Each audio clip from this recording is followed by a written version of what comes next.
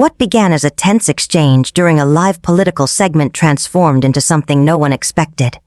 A moment of raw humanity. At Zoolo 2, the debate was sharp. By Oyo 4, it shifted. Ibrahim Traoré, calm and collected, began to speak, not like a president, but like a man carrying something heavy. Candace Owens, known for her steel-edged presence, visibly wavered. Her voice cracked as she whispered, "I've never heard this before." The moment stunned viewers and quickly went viral, not for controversy, but for piercing truth. It was Monday evening. The lights were hot, the set silent.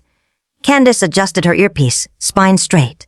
Opposite her sat President Traoré, poised, expression unreadable. This was his first major appearance on American television. No one expected warmth. Candace leaned forward. "Let's talk facts," she said, crisp. "You lead a transitional government. The West says that's unstable. Isn't your people's hope just another illusion?" Traoré didn't flinch. He smiled, almost gently. "Illusions don't bury children," he replied. Candace blinked. The air changed. Before she could speak again, he went on. "My people don't speak in headlines. They speak in hunger, in walking 10 kilometers for water, in holding on to hope with blistered hands." The room stilled. This wasn't the combative clash producers had scripted.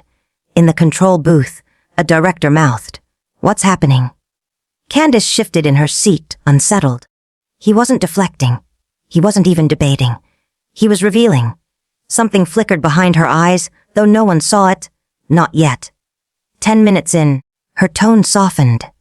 Still pointed, still professional, but different. She couldn't shake the weight of his calm. Then came a question. Routine. Almost throwaway. "President Traoré, what keeps you up at night?" Looked down. Breathed. Then looked up again. No fear, just truth. "A boy named Celine," he said. Candace hesitated. "Who is that?" "He was 6, we met in the countryside. He asked me for a pencil." "A pencil," she echoed, confused. He wanted to draw what happiness looked like. But he had no paper. No home. Silence. Then he continued, voice quieter now. "I promised I'd come back with books. A school. But by the time I returned..." He paused. Just a second. He was gone. "Malaria." Candace's lips parted. Her voice dropped. "I've never heard this before," she whispered. Her hand trembled as she reached for her notes, and missed. The camera caught it. A subtle crack in her composure. Not drama. Truth, the story had shifted. No longer about politics. It was about promises, and the pain of being too late. Across America, across Africa, people watched. Doctors on break. Mothers nursing children. Teachers in quiet classrooms, all leaning in. "You're a president," Candace said finally. "You can't help every child." "I know," Traoré replied softly. "But I remember their names anyway." Behind them, the screen went dark. Producers stopped feeding graphics. In the control room, someone simply whispered, "Let it breathe." Candace leaned forward again. Not to challenge, to understand. "Why do you carry all of that?" He didn't hesitate. "Because leadership without pain is just performance. And I didn't come here to perform." Candace brushed her eye. No one said a word. But everyone saw the tear. It wasn't a breakdown, it was a breakthrough. By the 25-minute mark, producers were quietly debating, do we cut to commercial? But no one moved. Something in the room had shifted, something sacred. Candace cleared her throat. "You said you remember the names. Is that really true?" The Traoré reached into his coat and pulled out a worn piece of paper. He unfolded it slowly, no theatrics, just care. Candace leaned in. It was a small photo, creased, faded. "This is Celine," he said. "He gave me a drawing the day we met," Traoré said softly. "I keep it with me. His name is written on the back, in his own handwriting." He turned the page around. A child's shaky letters came into view. Candace covered her mouth. "You still carry it?" she asked, her voice breaking. "I carry many," he replied. "But this one reminds me why I cannot afford to forget." The camera zoomed in. Viewers saw it, a sun, a small house, 2 stick figures holding hands. In childish French, it was labeled Moi et le Président. A tears welled in Candace's eyes, and across the world, millions cried with her. She had no words. Her silence wasn't weakness, it was reverence. Traoré spoke again, voice barely above a whisper. Celine had nothing. And yet when I asked what he dreamed of, he said, "To help you fix our village." He paused. I told him, "Wait for me. I'll come back with help." But malaria doesn't wait. The words sliced through the studio. "I'm so sorry," Candace whispered. He nodded slowly. "I don't want pity. I want memory." No one moved. The air had thickened. "I broke a promise to a child," he said, "and now I lead a country full of promises, made and broken. Every time I speak, I ask myself, will this be another one?" Candace looked at him, not with challenge, but with something deeper. Respect, pain, maybe guilt. And for the first time in years, she didn't argue. Instead, she asked gently, "What do you need to keep your next promise?" Traoré turned to the camera. His voice didn't rise, but it carried weight. Not money, not aid, just the world's ears and a little bit of heart. After the segment ended, silence lingered. No applause. No forced smiles. Candace sat still in her chair, staring into nothing. In the control room, the executive producer finally whispered, This is bigger than politics." Later, in her dressing room, Candace's phone rang. It was her father. "I watched," he said. "I've never seen you like that." She didn't respond. Then he added, "He didn't shame us. He reminded us." Candace nodded slowly. Tears returned. "I thought I was going to challenge him," she said quietly. "But he brought something out of me." She looked at the drawing again. Celine's son. The house. The stick figures. "I don't want this to be just a segment," she said. "It has to be more." The next morning, without telling anyone, she made a call to a global education NGO. "I want to fund a school," she said. "For whom?" they asked.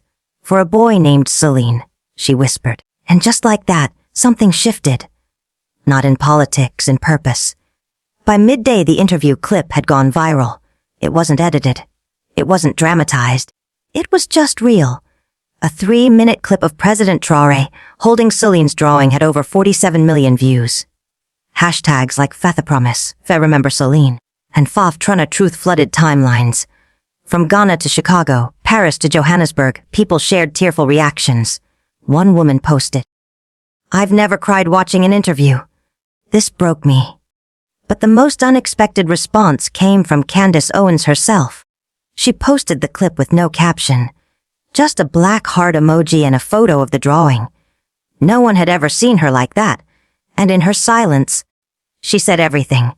That evening, Traoré was scheduled to speak at a private leadership forum, but plans shifted. Phones rang, agendas were rewritten. Suddenly, people weren't interested in politics. They wanted to hear the man behind the heartbreak. And without realizing it, the world was preparing for something rare. A leader who didn't raise his voice to be heard, but whose pain made everyone listen. Later that afternoon, Ibrahim Traoré sat alone in his hotel room. No speech written. His phone buzzing nonstop, journalists, organizers, even celebrities reaching out. But he didn't move. The drawing was still in his hand. Something else caught his attention. An envelope slid under the door.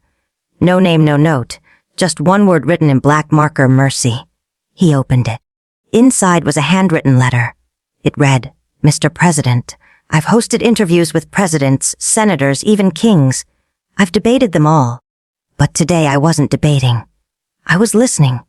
You didn't just talk. You reached into something I forgot I had a conscience. A heart. I cried in front of the world, and I don't regret it. Thank you for reminding me what leadership really looks like. CO." He folded the letter carefully. For the first time in days, he closed his eyes and smiled. He hadn't come to America to win an argument. He had come with a memory. And somehow, that memory was beginning to change people. In New York City, 700 miles from Burkina Faso, a phone call took place. Candace Owens was on the line with the head of the Books Before Bombs Foundation. I want to fund a school, she said. They were surprised. We're Burkina Faso. In a rural village. Name it after the boy. Celine. There was a pause.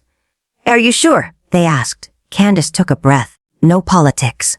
No press. Just a promise fulfilled. Meanwhile, back in Ouagadougou, news of the viral interview had reached the streets. Mothers wept watching the clip. Fathers paused radios to listen again. Celine's mother, Awa, now older and quiet, saw her son's face on a phone screen. For the first time in years, she broke down. That was his drawing, she whispered. He used to show it to strangers. Traoré's aide approached him later that night. Sir, should we respond to the media storm? Ibrahim shook his head. No, let them feel. Let them think. He placed Celine's drawing back in his jacket pocket. It's never been about me, he said. But now maybe the world is ready to remember him. It was past midnight in New York, but Candace Owens couldn't sleep. Her hands trembled as she replayed the interview again. Each time it hit her harder. The moment Ibrahim Traoré spoke about the boy, the look in his eyes when he said, I broke a promise to a child, haunted her. It wasn't the words. It was the silence that followed. Candace picked up her phone and called her producer. I need to go to Burkina Faso, she said flatly. There was confusion on the other end. Why? The segment already aired. I know, she interrupted. But I need to see something for myself. I need to find that boy's village. You mean Celine? She nodded even though no one could see her. Yes. I want to understand what he meant to Traoré, and maybe what he means to me now. For a woman known for staying composed, this was uncharted. This wasn't politics. It was personal, and deep inside, she knew something waited for her in the red dust of Burkina Faso. Not cameras, not debate, but a truth buried in a promise, and a boy's forgotten name. Candace arrived in Ouagadougou on a dusty Thursday morning. Unannounced. No press, no entourage. Just her and a fixer who barely spoke English. They drove for hours along rural roads toward Kaya, the town Ibrahim had mentioned. Along the way, she noticed children walking barefoot to school, carrying books in plastic bags. Every face reminded her of him, Celine. The fixer finally pulled over near a small cluster of homes made from mud bricks. This is where they said the boy lived, he pointed. Candace stepped out, heart pounding. She walked through the dry wind, each step heavier than the last. A woman in a faded blue dress sat outside, peeling mangoes. Candace approached. Whoa. The woman looked up, confused. I'm looking for your son, Celine. Awa froze for a moment.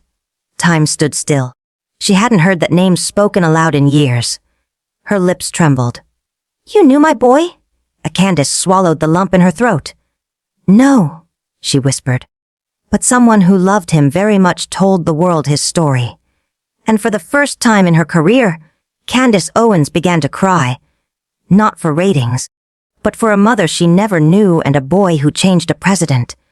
Awa led Candace into her small home. The floor was hard earth. A wooden bench sat in the corner beside a faded photo on the wall. It was Celine. His smile was wide, his eyes hopeful. I wore that blue shirt every day, Awa said, touching the picture gently. Even when it tore, Candace stared at the photo, her chest tight.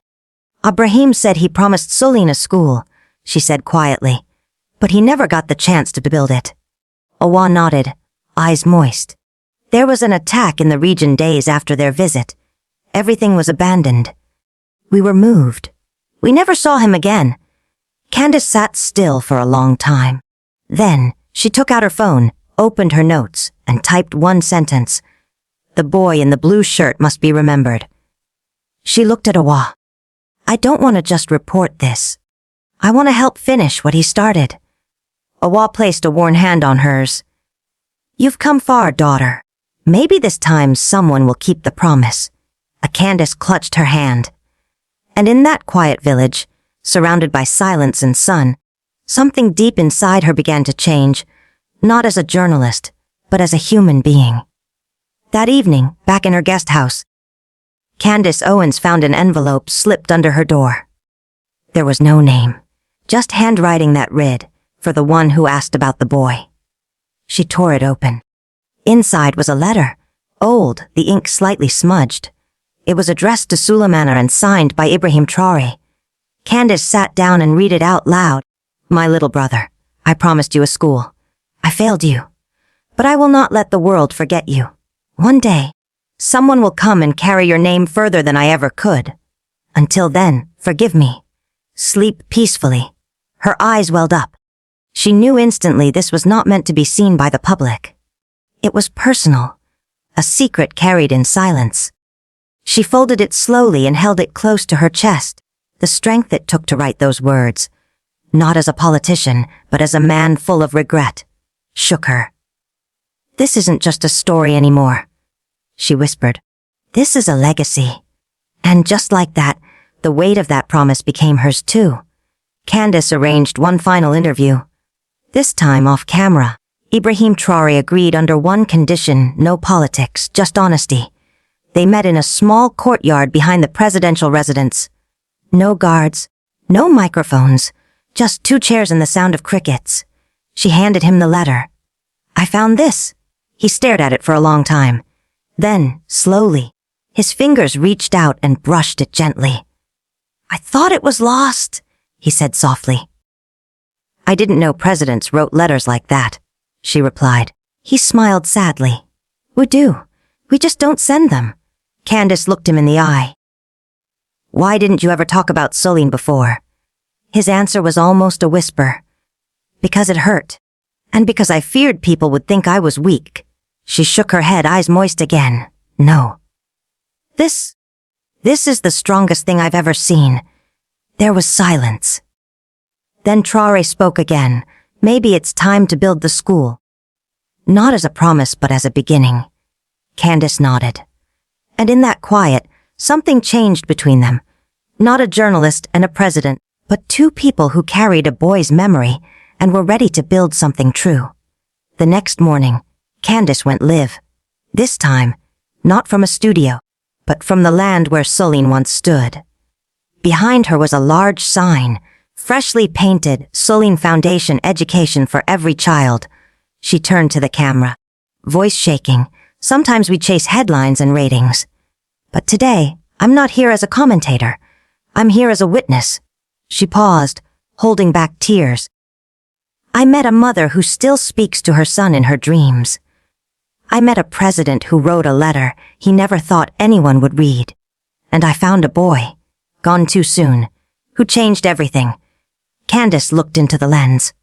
"You've seen the clips. You've seen me cry. But now I ask you, don't let this be a moment. Let it be a movement."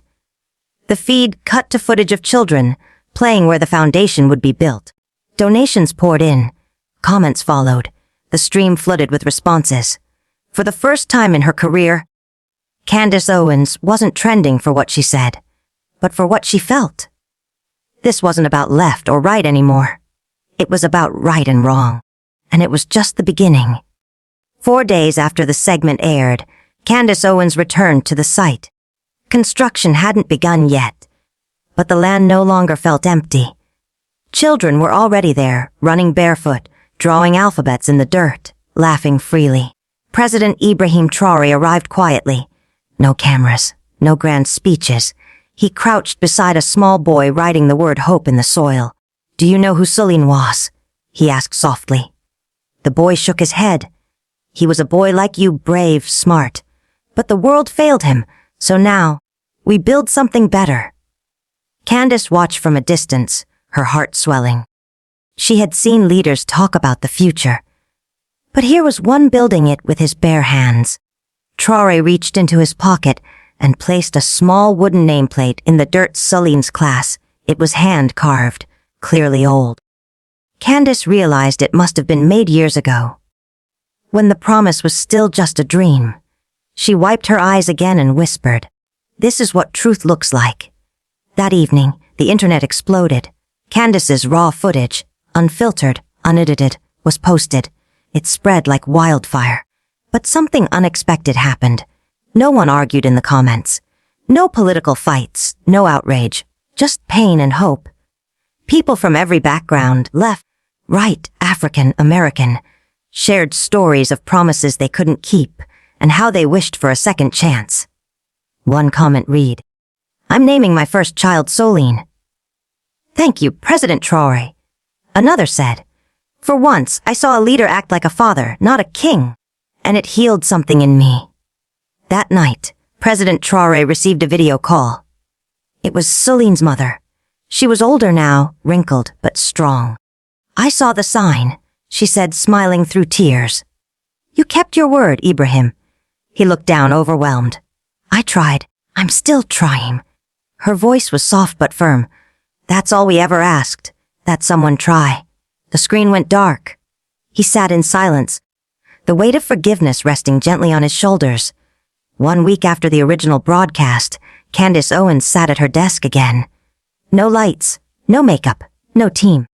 Just her and the camera. She pressed record. "This wasn't supposed to happen," she began. "It was meant to be just another interview." But something broke through. She held up the small wooden nameplate. President Ibrahim Traoré didn't just speak truth, he lived it. And that truth changed me. She took a deep breath. "I've covered 1,000 stories. None ever made me cry like this. None ever reminded me that the smallest voices, like Soline's, are the ones that echo the loudest." Candace paused, then smiled gently. "To everyone watching, if this story touched you, don't just scroll past. Leave a comment for Soline. Share it with someone who's lost hope. And most importantly, hit that like button, subscribe, and help us carry this message further than politics ever could." She leaned closer to the lens, voice soft. "Let's not let this be the end. Let's make it the beginning." And with that, she ended the broadcast. But the world was just beginning to listen.